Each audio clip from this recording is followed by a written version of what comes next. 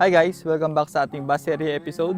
Kung hindi nyo pa napapanood ang previous episode, is i-click nyo lang ang link sa itaas. From our previous video ay yun nga at back to bus test na tayo. At nakapag-install na tayo ng ating mga kortina. Meron na tayong privacy, nakakatulog na rin tayo sa ating bus. Pero meron tayong another problem is yung ating water system. Currently ay nag-iigib lang ako ng tubig para may mahigop yung ating water pump. Kaya for this video ay ayusin na natin ang ating water system. Paganahin na natin yung binili nating tangke. Maglagay tayo ng mga fixtures and ng mga components doon para naman magamit natin siya. Maripilan natin ng maayos yung ating tangke. Tapos seamlessly magamit natin siya after dong refill. So kung ready na kayo, let's go!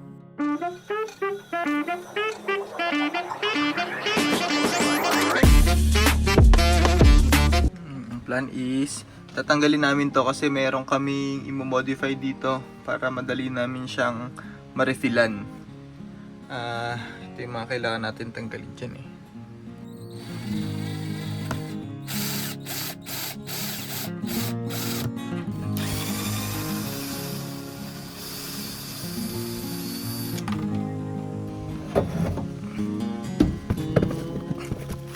Hawak na.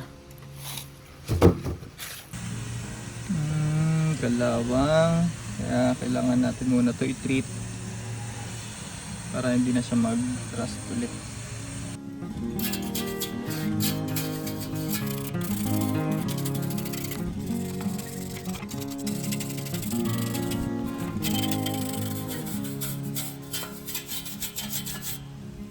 Same ulit, lalagyan natin ng rust converter. Ayan. Nakasya to. Konti na lang to eh.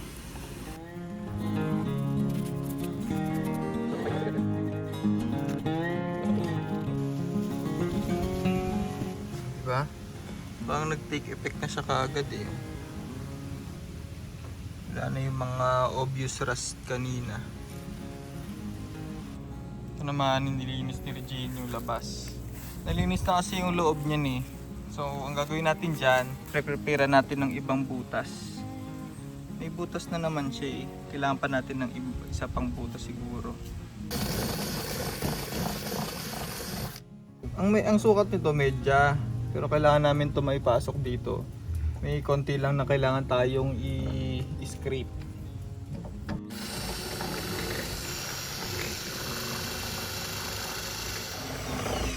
Yan. Nabutasan na to nung dalawa, 'di ba dati? Tapos nilakihan lang natin gamit yung drill. Ito kakabutas lang natin tong pangatlo. So para saan ba yan tatlo na yan? Itong unang butas, dito natin ilalagay yung water pump. Maglalagay tayo ng tubo diyan hanggang sa ilalim para ma-maximize natin yung tubig nitong drum. So ito namang gitna is inlet ng tubig from our external source. So for example, sa mga gas station, pwede tayo magpa-refill ng tubig. Dito natin siya ilalagay. And yung pangatlo, yung overflow ng tubig. For example, nag-fill up tayo ng tubig dyan. Pagka sumobra, at least mag-overflow siya dito sa pangatlong butas. Papatulong tayo sa pinaka-pogi kong tito. Meron siya nito. Ito yung nahanap natin. Pang solder ng PPR para mapasok natin yung kailangan natin. Makapasya na yan sa atin. Baboy! Baboy! Sumasagot. Sumasagot. May inaayos lang siya sa kanyang piggery bago niya ipahiram yung PPR heater. In-explain ko lang yung kailangan kong gawin at nagpaturo kung paano ba gamitin yung PPR heater set.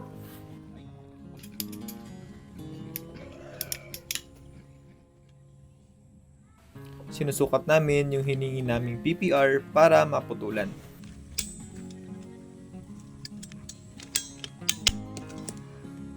Na pantay.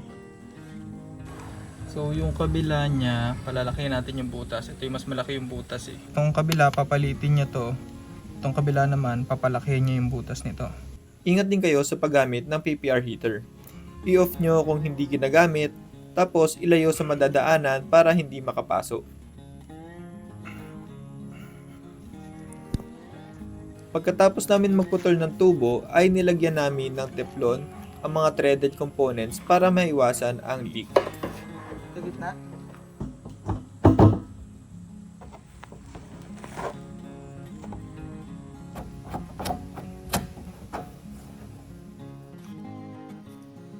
Inabutan na kami ng gutom sa pag-aayos kaya magluto na muna tayo ng ating lunch.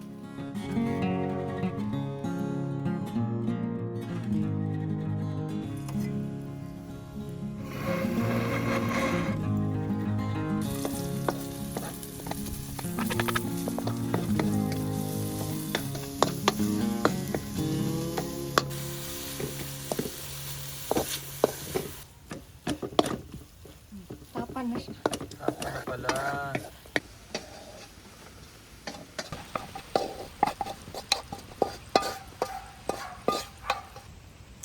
Kain na tayo.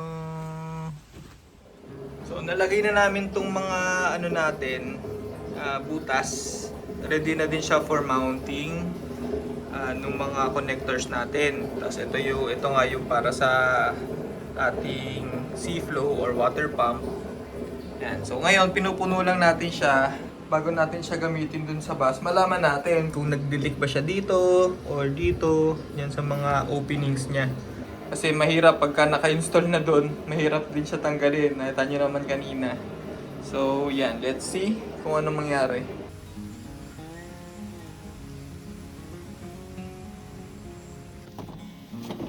Habang nag-aantay tayong mapuno ang ating water container, ay ikabit naman natin ang nabili nating tangke ng LPG sa ating gas range.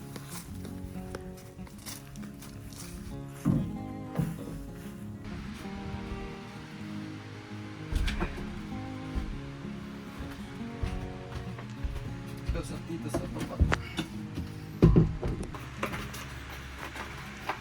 Natin itong regulator natin ng gasol.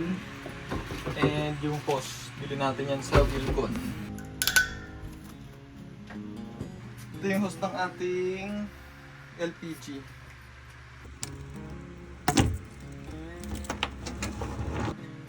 Una natin kabit itong hose dito papunta dito sa gas range.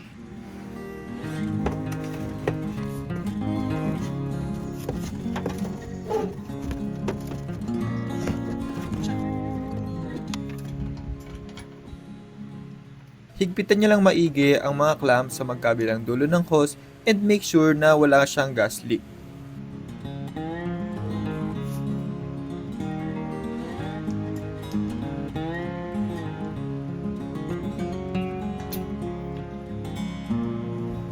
Alam niyo nakasnap na siya pag mabubuhat niyo siya from regulator. Lift niyo lang, huwag niyo kasi baka masira naman yung regulator. Tingnan natin siya, naka-on na naman to minimum. Yun guys, so pwede na tayo magluto pero ang problem is hindi natin nadala yung mga kaldero natin. Kaya for now, dito muna siya. Pero gusto ko malaman kung ano yung gusto nyo una natin lutuin sa ating bus. So comment down below. So binubuksan natin yung binili nating bagong faucet.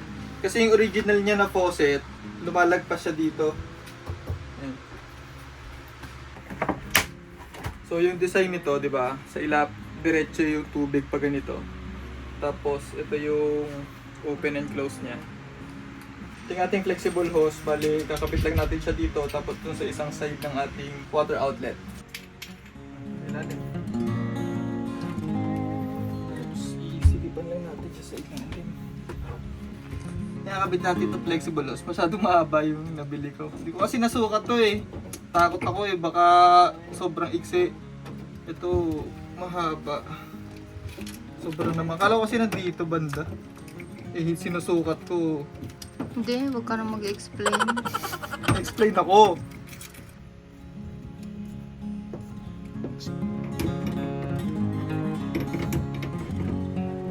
Nakabili na rin kami ng outlet switch para sa ating water pump. Kaya kinabit na din namin siya.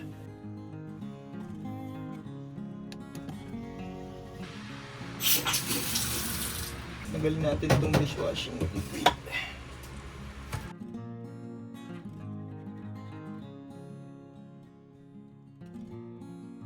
Yan, balik na natin. Don't provoke! Ano yung kanta na yun? Ari ko!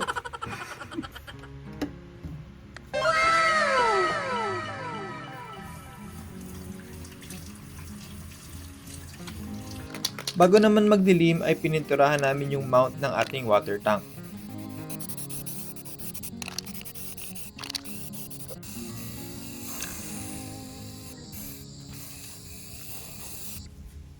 So, naiwan na natin siya overnight.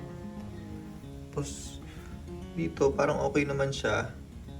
Pero dito sa part na to, parang nagkakaroon siya ng leak. Pero ang maganda is, dito sa kanyang openings, as in wala talaga siyang leak. Ito ba? Tuyo. Tuyo siya, oh. Ayan. So, ito yung problem natin. Baka hindi lang natin masyadong naigpitan. Or baka kailangan pa natin ng gasket dito sa may taas. Pagkatapos ng aming testing ay pinasok na namin ang water tank sa kanyang mount.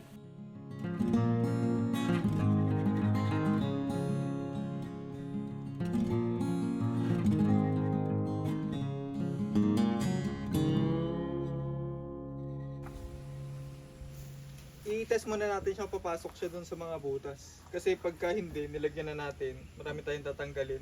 Pagbaligtad pala to eh.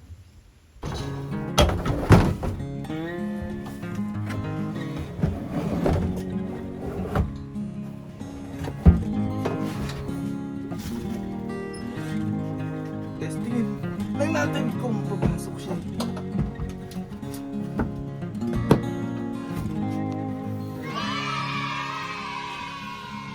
Okay, nabili namin to sa Wilcon, itong hose adapter. Meron na siyang kasama talaga palang bushing. With this hindi na to quick release pero hose adapter pa rin siya. Magagawa na ni Regine yung original design namin. Ang idea nito is lahat sila meron silang set. So yan. Tapos ito kakabit natin dito. Ganyan. Tapos ito kakabit natin siya dito, diba? Tapos dito hose na siya. Diba? Pagka pwede na tayo magkabit ng hose dyan, papunta pa connect na dun sa outside. So lahat sila may ganitong set, diba? Ito yan. Tapos lahat sila hose papunta. Yung isa yung nasa dulo ba? Ito. Ito nandito. Ito yung papunta sa water pump. Tapos yung isa dito, siguro ito na lang. Ito yung overflow natin. Tapos yung isa is inlet ng tubig. So yun yung plan. Tara. Bago kami magsimula mag-assemble ng mga connections ay nilagyan muna namin ng silicone yung paligid ng 3 butas.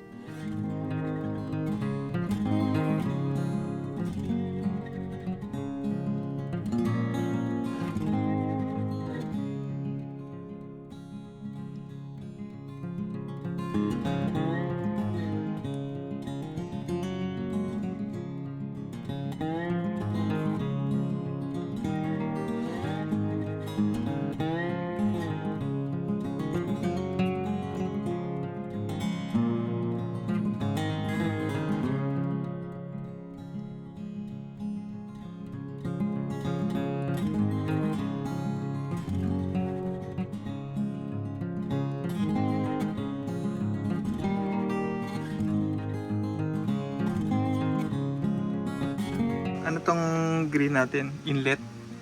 Inlet na lang yan para kulay. Inlet tsaka outlet. Yung kakabit ng ating contractor. Silip-silip ka pa.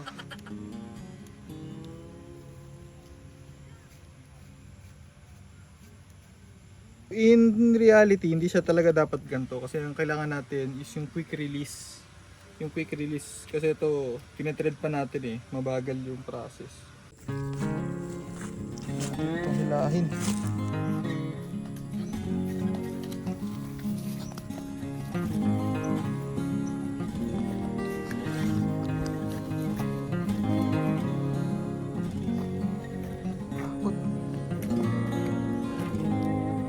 But sakto, grabe.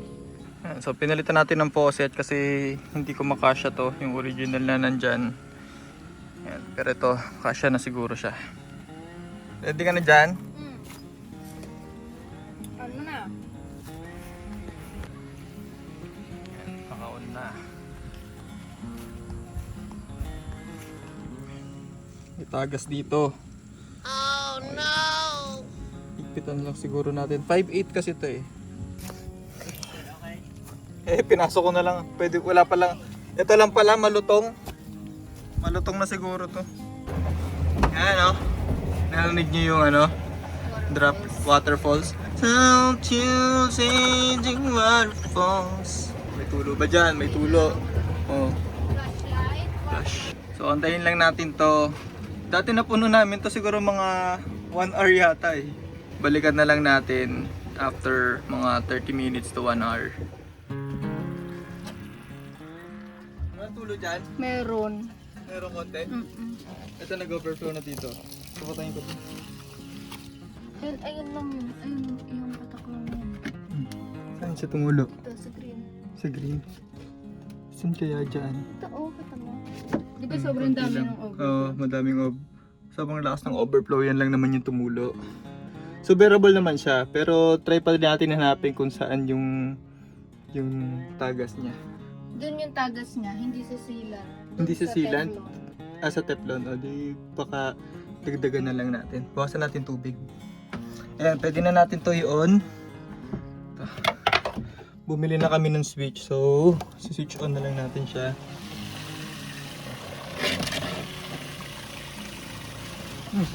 Mayroong hindi nagpapatay. May hindi nagpapatay. Ito. Ano? Tapos, ang ating water. Approved! Approved! Ano yung safe na kung may tulo? Nice jam. Flow, walang tulo. Walang tubig dito. Walang tulo dito sa sea flow. Ito na yung final natin. Nakakapag-refill na tayo ng maayos ng ating tank. Tapos ito nga yung ating line papunta dun sa ating water pump. Tapos yung isa sa mga yan, siguro yung green yung magiging inlet natin ng tubig for refill. Tapos yung red, yun yung gawin natin na overflow. Diba? Nakita nyo naman kahapon, nag-overflow siya. Meron lang konting-konting leak, medyo negligible, pero ito try pa rin natin siyang i-fix in the future. So yan yung final natin. Yan, naka-set up na siya dyan sa ilalim ng kama namin. Diba? Yun nga at naayos na natin ang ating water system. Nakakapag-refill na tayo ng maayos, tapos nahihigop na ng ating water pump yung tubig para sa ating sink. Tapos may mga nadagdag din dun sa components ng ating bus, katulad ng tangke ng LPG. So pwede na tayo mag-start magluto dito. Pero kailangan pa nating bumili ng foil para naman hindi masyadong mainitan yung mga nasa paligid niya. And last is in-update natin yung ating faucet.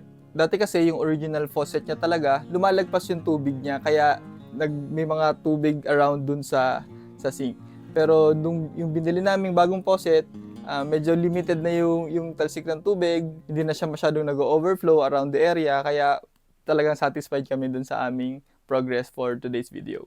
Yun lang, and thank you for watching. If you like this kind of content, please don't forget to like, subscribe, and share. And i-hit nyo na rin ang notification bell. See you on the next one. Bye!